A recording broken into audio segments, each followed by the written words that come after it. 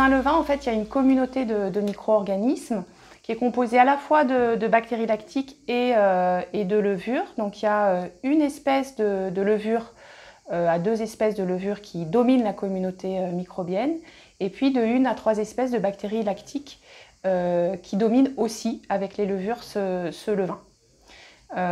Et donc il existe une grande diversité de levures et de bactéries lactiques dans les levains. Dans un même levain, donc il y a peu de diversité, 1 à 3 espèces comme je le disais.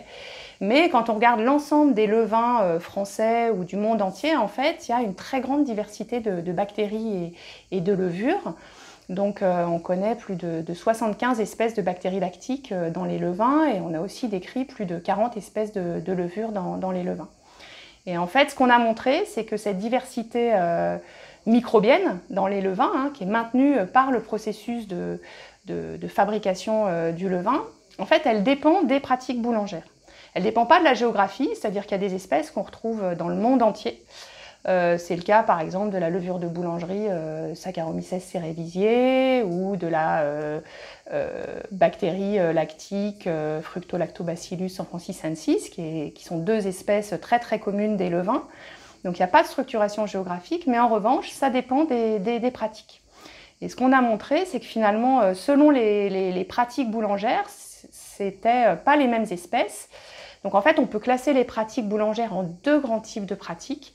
Les pratiques dites paysannes et les pratiques dites artisanales.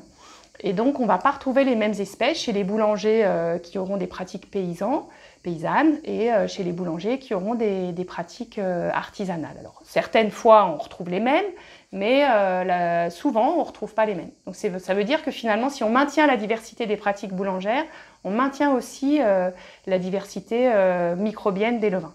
Et donc, on a tous intérêt à maintenir cette diversité de pratiques, à faire du pain, finalement, chacun à notre façon, à explorer ces pratiques pour maintenir la biodiversité qui fait aussi la diversité de goût, finalement, des pains qu'on mange, la diversité, les différences de qualité nutritionnelle, etc., de tous les pains au levain qu'il y a. Je m'appelle Black Emile, je suis formateur boulanger aux Compagnies de Voire et voilà, je forme du CAP au BP sur différentes formations.